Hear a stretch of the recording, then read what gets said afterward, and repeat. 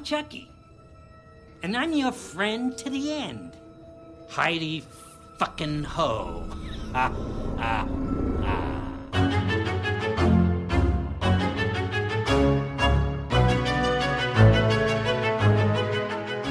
And welcome back to Chucky Queers. It's our weekly coverage of Don Mancini's second season on Sci-Fi. And I'm Joe. And I'm Trace, and we are discussing the second episode of Season 2, The Sinners Are Much More Fun. And, Joe, I had a lot of fun with this episode. I'm not gonna lie, I like this more than the last episode. Okay, interesting. I did not enjoy this one quite as much, which is not to say that I didn't like it. Mm-hmm. I just didn't find there was a lot of meat on these here bones. Do you think we're still in, is it still because we're like in setup phase here?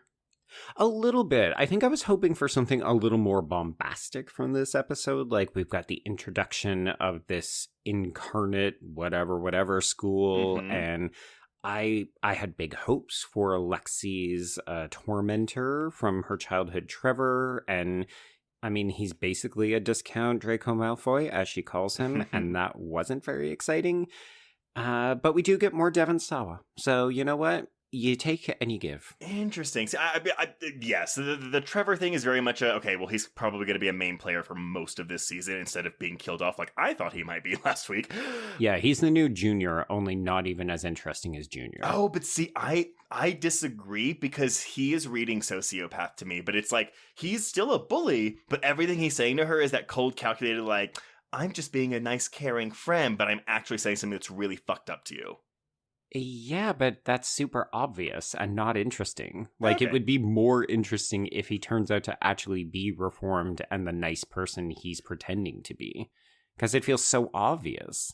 Maybe. I mean, I think, honestly, what I'm really enjoying about this is that, again, we have all this setup shit out of the way with the kids. So we have the kids now together in, well, not their element, but in an element where they're working together. And we got tastes of that last season, but, like, now it's like, cool, like, this is what we are doing now. And I love that this is now the status quo we are working with. So I think just the fact that that is here is really aiding my enjoyment of this episode. Okay, I can see that. I mean, I'm excited for this new location. It looks very gothic, as Don Mancini told us on our episode of Cult of Chucky. And I think there's a lot of potential in this setting in Devon Sawa's Father O'Malley character. We mentioned her briefly, but I don't think either one of us realized who it was last week.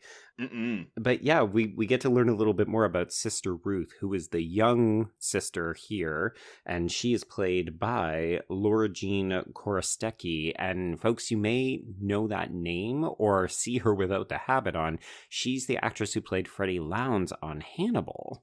Yes. Okay, so it's so funny because I knew she was going to be in this season because I remember when they cast her, I thought for sure, I was like, oh, she's going to be Glenda because of the red hair. Not realizing that she's like twice the age that Glenda should be. And also that they cast Lachlan Monroe. Well, but that came later though. Like Laura Jean's casting came first. Right, yes. But yes, no. Which, okay, so I'm sorry, speaking of Glenda though, I mean, we have Tiffany and Nika back in this, and this all really worked for me too. There's less plot going on, more so seeing like, okay, what is Jennifer Tilly doing with Nika? Right. But there's also a lot more jokes. I'm not going to lie. Her watching Liar Liar and monologuing with it is one of the funniest things I have ever seen. No, so I will say, as much as it sounds like I'm shitting on this episode. No. I liked it fine. All of the stuff with Jennifer Tilly and Fiona Dourif, I did like. That was where I felt the strongest parts of this element were. And maybe it's just because there's too much setup still going on at the School of Incarnate Lord. But yeah, all of the fun stuff with Jennifer Tilly and, you know, we're getting most of our horror homages here. So we're using the Death Becomes Her music. I was going to say, like, I'm glad you caught that because, yeah, I was like, well, we get Scream in the first movie. And now I hope that's like a running theme where we get one famous piece of horror movie score in each episode. Yeah, and even like a What Lies Beneath kind of jokey reference. Oh my god, I know! I mean, they're nothing more than a, hey, do you get this reference? They're not really adding anything new to it. But all of this stuff is very fun. Even getting to see how Tiffany in Jennifer Tilly's body would decorate this fucking house. It is a pink monstrosity. Yes. And I love it. Okay, honestly, one of the funniest line deliveries for me was Fiona Doreff's, "You need to go get out of this house and get a job." And obviously it's because we know that Nika wants to try to get her out of the house so that she can escape, and Tiffany immediately calls her on it. But it's also just a really fucking funny line when she's like, "How do you spend $100 million?" Well, because she has all that money for the poker. Right? Go poker, but Tiffany's probably not a good poker player like Jennifer Tilly is. Yeah. But and also I liked this, but it doesn't really fly with the character for me. I love Tilly's performance when the detective first comes, and she is not hiding anything very well. No. But the Tiffany that is in Bride of Chucky is not like that. No. So, granted, I get it, it's 20 years later or whatever, but like it's a bit of a betrayal of the character because she's very dumb here. No. I'm doing the bit because remember, she's really terrible. I was like, Joe, why are you disagreeing with me? No, I thought her comedic delivery when she was being questioned by Detective Giddens was so funny because I'm like, girl, you're really, really awful at this. And you're right. It doesn't make sense because if she was this bad at hiding bodies and criminal activity, she would have been caught a long time ago. But as a comedic piece for Jennifer Tilly to play on this TV show, yes, fucking comedic gold. So she doesn't even miss a beat because she's like, talking about Nika at the insane asylum, and she's like, I can't believe they were stupid enough to let her go. No beat. Mm-hmm. Oh, look, you're still here. And our reference to Cult of Chucky, which is appreciated because, sometimes that feels like the film that the franchise doesn't always either acknowledge or reference as much. Oh, we also have a new character, though, in Nadine, who is a nice foil for Lexi. Yeah, this was interesting because my mind wobbled a little bit and I couldn't figure out if that was Lachlan Monroe with like a not great wig. But it turns out this is actually a character who's been appearing on the Mighty Ducks TV show on Disney+. So, new character Nadine, played by Bella Higginbotham. And I'm intrigued but not entranced with this character because it felt like the series really wanted us to question, what is the nature, like why is Nadine in here? And we find out late in the episode it's just because she's a kleptomaniac. So I'm going to say there's more to it than that. I will think there's more to it than that. However, I don't disagree with you where there's like, she doesn't grab me. However, the exciting part of this is watching her play off of Lexi. Yeah, because Lexi is so disinterested in having anything to do with her. And this character is a big kind of follow on, like, ooh, what are you doing? Hey, do you want to bring me with you? And Lexi's like, could you please leave me alone so I can snort my drugs? I've never been friends with someone so glam before. Well, now you never will be. She like wipes off her makeup. Oh, Actually, Devon got a really funny moment whenever they're passing out the uniforms and they're like, you're underweight. And then we get Devon that just does this very gay, like, thank you. As his hand is on his chest. Yeah, like there's a couple of weird moments that don't entirely land. Like, it was weird that Jake snickers when Father O'Malley sends him and Devon to their room and says, like, he says something about, like, straight, and Jake snickers about it, but then 2 minutes later he's crying about his dead mom, and I'm just like, wait, this is some tonal whiplash. Oh, see, I actually liked him crying because I didn't think it wasn't about his dead mom. It was he was holding all this in, but he's like, I did this, I brought all of us here, y'all's lives suck because of me. Like, this felt like an emotional, like he's been holding this in since last episode, and this worked for me. Oh, I like the crying. I just didn't like him laughing at a joke and then having a breakdown literally 10 seconds later. Like, got it. Okay, that makes sense. It's also something where I think I just want a little bit more time with the two boys. The first episode did a good job of suggesting that there had been friction because Jake didn't want to upset his foster parents by revealing their queerness and the nature of their relationship. And this episode introduces that same kind of conflict where Jake doesn't want to come out because he says, the Catholics aren't very good with gays. And then that's just a plot beat that is immediately dropped so that we can do other Chucky nonsense. And I get that we need the Chucky nonsense because that's what the show is, but I didn't care about killing Sister Elizabeth with a heart attack I wanted more of the boys. See, though, I think this is where reviewing a TV show episodically is going to come into play here, because I don't think we are dropping this Catholics hate the gays plotline. I think this will absolutely keep coming in. Yeah, no, I fully agree with you. I think I just wanted a little bit more than this tidbit in an episode filled with sort of ho-hum, mundane stuff. Like, there weren't a ton of great set pieces. Like, the murders that we see, there's two people, Detective Glen gets killed, and then we get a funny Jennifer Tilly trying to mop up the floor with a fur coat. Oh, yes. But then apart from that, it's just, Sister Elizabeth having a heart attack out of a scare. And... Well... I guess we are still doing setup, though, because we have to introduce Father Bryce and whatever threat he is doing. We have to incorporate Nadine into the group, and I like that now she knows about Chucky, and I love that about we've already crossed that bridge, which is great. Mm-hmm. Yeah, because there's nothing more that I hate in slashers where people are either deliberately left in the dark or people aren't being believed about murder. So it's good that we just have this new character. It's like, oh yeah, you saw a fucking doll come into this room and now you know. So you're into the inner sanctum. Yes. Now, here's the thing though. So honestly, what I really love about this episode is what the end promises for moving forward. Okay, so you're excited by they, them arriving? Well, I thought that was really fun. I love the music that we have playing over them. I knew that was going to be the end tease. However, the big thing for me, Nika working with Chucky. Oh, okay. I think that's really cool, because it's like, what are we going to do with this Tiffany Nika shit? Like, she loves Nika, but Chucky sometimes comes out, she shows him her blood, blah, blah, blah. But I love this, this in the mind of Nika, she's working with Chucky to take down Tiffany. Yeah. I think that's a really cool concept. I'm definitely intrigued by it. I don't know where it's going to go. I'll admit I was frankly a little bit worried about what the show was going to give Fiona Dourif to work with this season because they have cut off all of her limbs. Well, and that's the thing, right? Worried that she's not going to get to be... I don't mean to sound like this is an ableist comment, but I was worried that she wouldn't get to be as expressive because she doesn't have as much to work with. Yeah, no, and so that's why we have this. We have these visualizations of the inside of her head where she can do whatever she wants. Yeah. So I'm intrigued. I have no idea how she and Chucky are going to try to pull anything off. But I mean, we already know that they've found some measure of success because the introduction of the episode is Jennifer Tilly discovering a Tiffany doll amputated in her bed a la Godfather. Oh my God. Yeah, I thought that was so funny too, because she's like, oh yeah, I had a nightmare, blah, blah, blah. And then she brings Chucky out and she's like, oh, Fiona Dourif also selling the fuck out of that Chucky impression. Oh. That laugh, still so fucking good.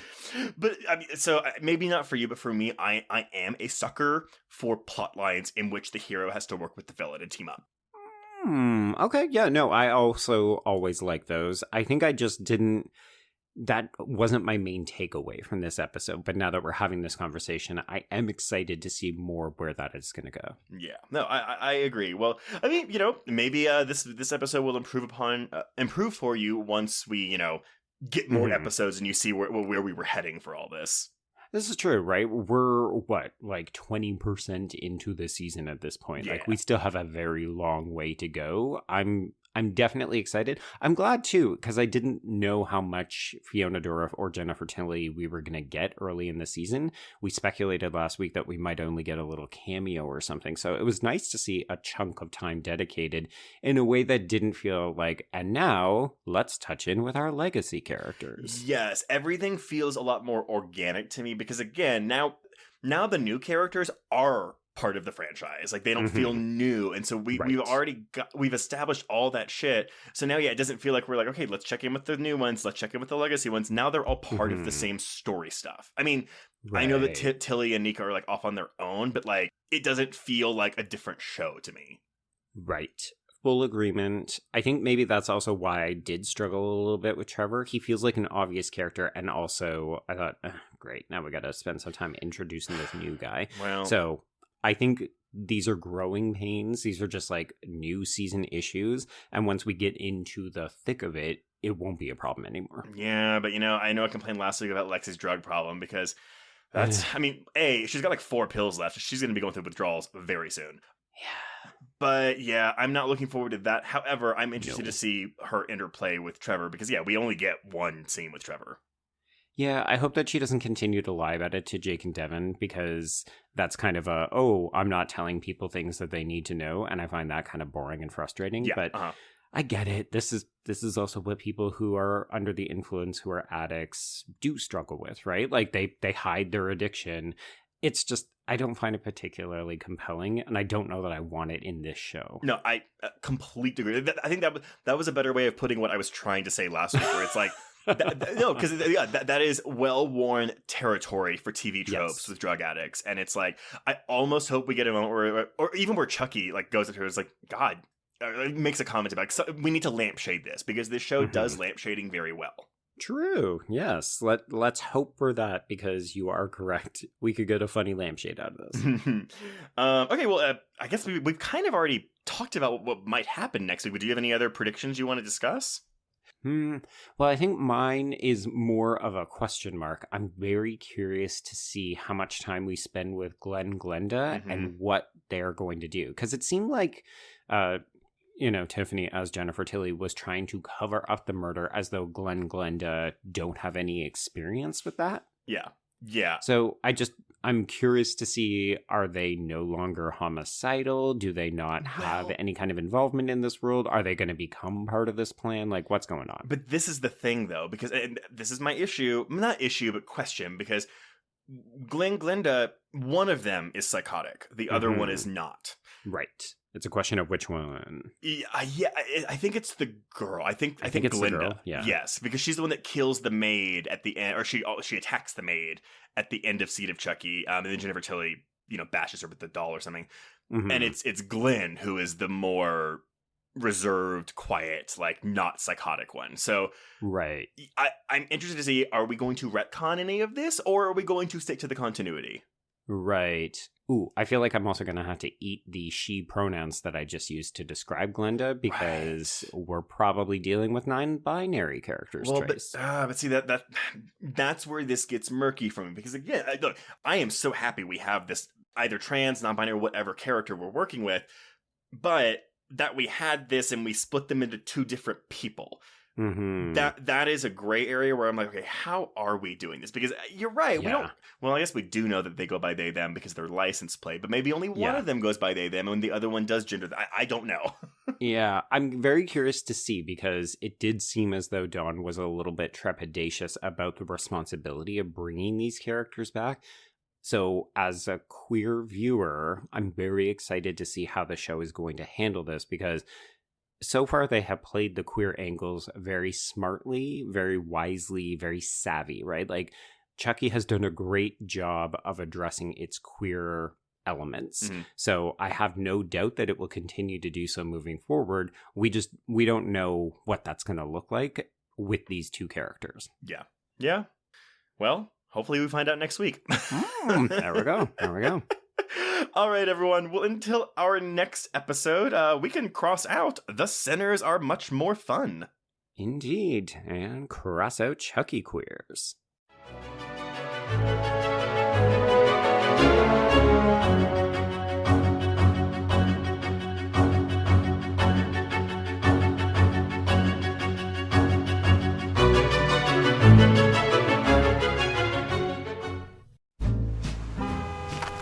Atlas Avenue, a long stretch of road that encompasses everything the city of Kennett Heights has to offer. Neon lights, traffic, crime, the hustle and bustle of everyday life, and the craziest of characters. My office was above it all. My name is James Locke, and I'm a PI. Hello, Mr. J. How the hell you doing today? Good, Edith. Nearly every year I have a new case. New people to meet, new clues to discover, and new problems to solve. But I do it the old-fashioned way. No technology. Nothing post-1950. Hell, I don't even listen to podcasts, but you should. Atlas Avenue Beat is a spoof of the film noir genre with goofy characters, tons of wordplay, and non-stop raunchy humor. There's also 3 whole seasons out right now with more on the way. Just search for Atlas Avenue Beat wherever you listen to podcasts, or visit us online at bloody.fm. It was late in the afternoon when the professor and I took our way towards the east, whence I knew Jonathan was coming. Jonathan Harker has asked me to note this, as he says he is hardly equal to the task. and he wants an exact record kept. Dear Madam Mina, I have read your husband's so wonderful diary. Strange and terrible as it is true. I will pledge my life on it. God preserve my sanity, for to this I am reduced. Safety and the assurance of safety are things of the past. I am in hopes that I shall see more of you at Castle Dracula.